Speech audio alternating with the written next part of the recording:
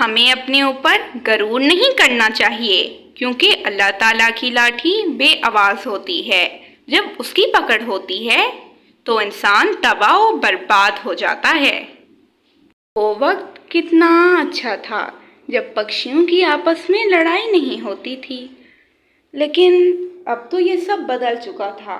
जब से चीनू चिड़िया उस जंगल में आई थी, उसे अपनी खूबसूरती पर बहुत गरूर था।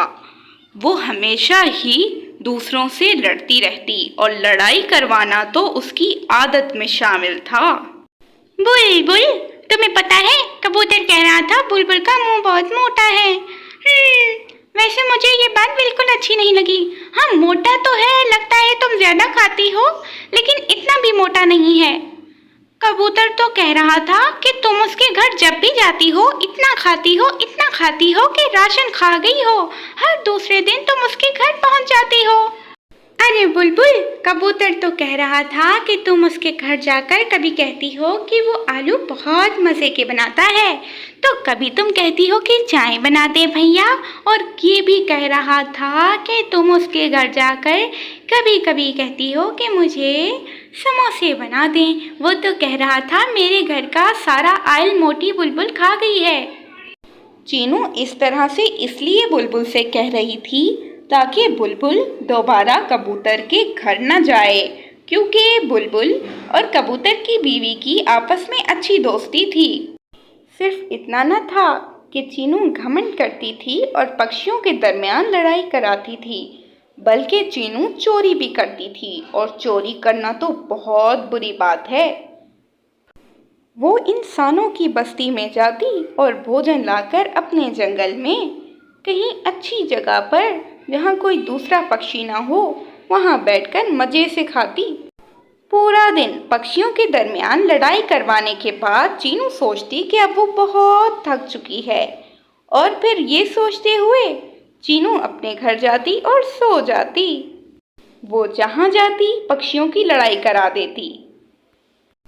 उसी जंगल में एक जादुई नेल पॉलिश का पेड़ था। उस पेड़ की नेल पॉलिश लगाने से जो जितना खूबसूरत था उससे ज़्यादा खूबसूरत हो जाता था। अब चीनू उस नेल पॉलिश के पास आ जाती है और उससे कहने लगती है, आई रे नेल पॉलिश के पेड़ जी, कैसे हैं? बहुत सारी नेल पॉलिश है आपके पास।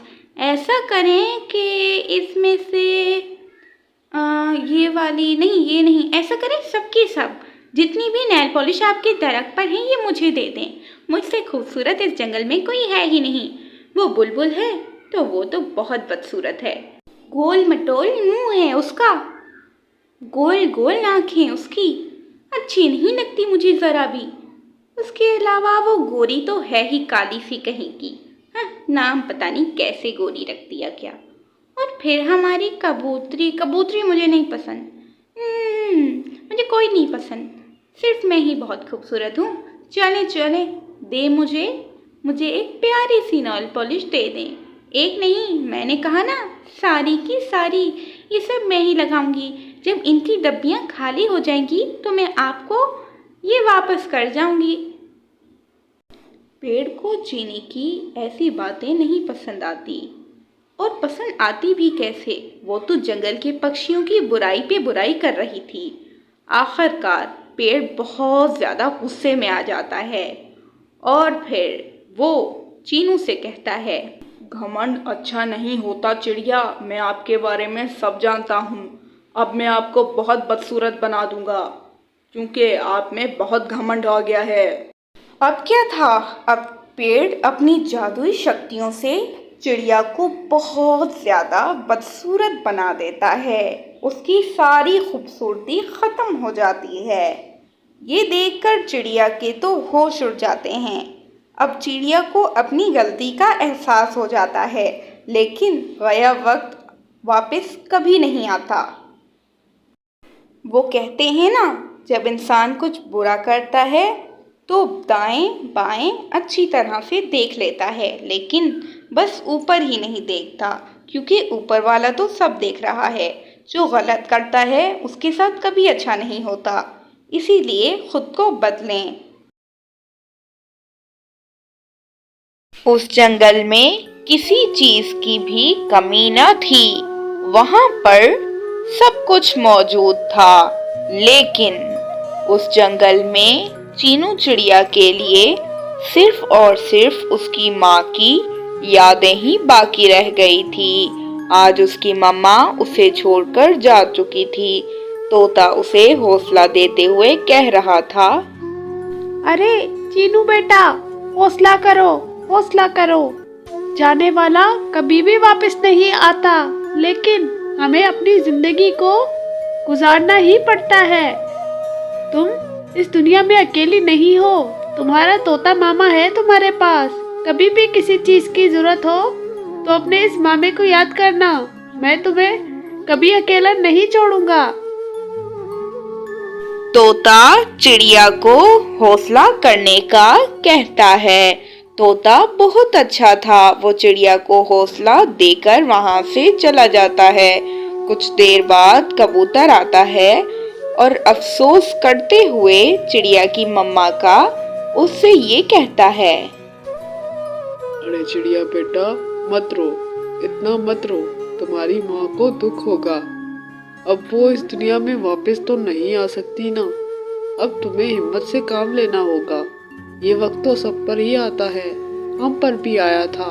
हमने भी तो यही मुश्किलें देखी हैं अपनी जिंदगी में। कबूतर भी चिड़िया को हौसला देता है और फिर वहां से चला जाता है। वक्त गुजरता है। चिड़िया तन्हा हो गई थी।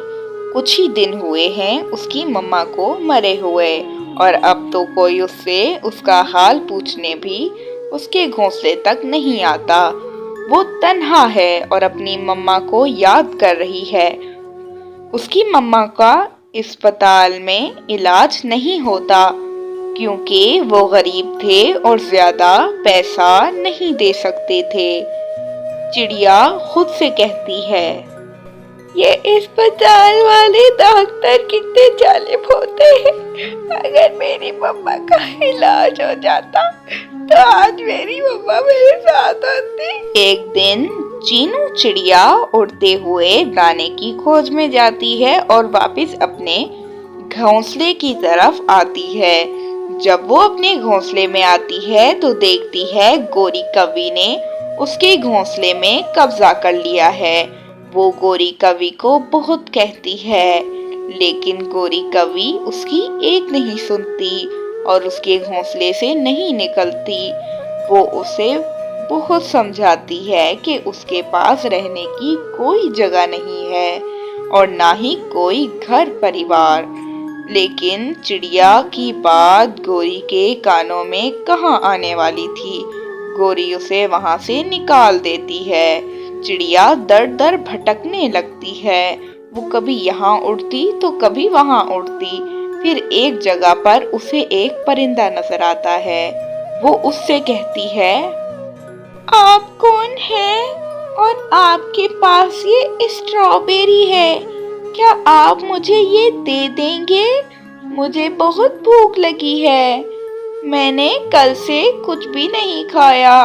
मैं कल से इधर उधर फिर रही हूँ। दरअसल मेरी मम्मा के मर जाने के बाद मेरे घोंसले पर मेरे घर के करीब ही रहने वाली एक कौवी ने कब्जा कर लिया है, तो रहने के लिए जगह भी नहीं है और खाने के लिए कुछ खाना भी नहीं मिल रहा। चिड़ा चिड़िया को स्ट्रॉबेरी खाने के लिए देता है। चिड़िया मेहनती थी। वो जल्द ही अपना खुद का घर बना लेती है और उस घर में अपने दोस्त को भी अपने साथ रखती है।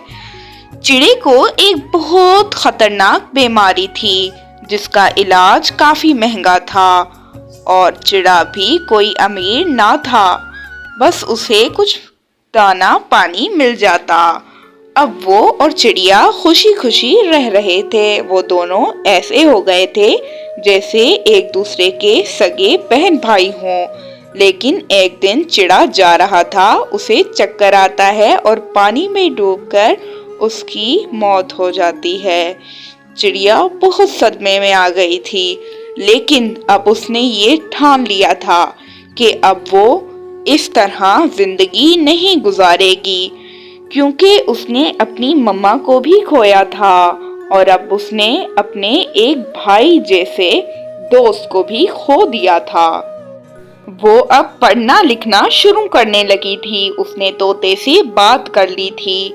तोते ने उसे एक स्कूल में एडमिशन दिलाने का वादा भी कर लिया था। चिड़िया चाहती थी कि वो डॉक्टर बनकर परिंदों का मुफ्त में इलाज करे। दिनों में चिड़िया स्कूल जाती है। तोता उससे कहता है, अरे चीनू बेटा, तुम तो बहुत बहादुर हो। मुझे तुम पर पूरा यकीन था। अगर कोई और होता तुम्हारी जगह तो हार कर दुबक कर पीछे बैठ जाता, लेकिन तुमने बिल्कुल सही फैसला किया और देखना तुम एक दिन बहुत कामयाब डॉक्टर बनोगी। हाँ दोस्तों, आप तो ये बात जानते ही हैं ना कि मेहनत करने वाले की कभी हार नहीं होती। बस मेहनत करनी चाहिए, कामयाबी खुद मिल जाती है। चिड़िया कुछ सालों में डॉक्टर बन जाती है। चिड़िया एक बहुत रहमदिल डॉक्टर बनती है। एक दिन गोरी कौवी उसके पास आती है। गोरी के पेट में दर्द था। चिड़िया दिल में कोई भी बुग़्ज़ ना करते हुए उसे दवा देती है। गोरी कौवी बहुत शर्मिंदा होती है। वो तो चिड़िया से नजरें मिलाने के काबिल ही ना थी। वो चिड़िया से माफी मांग लेती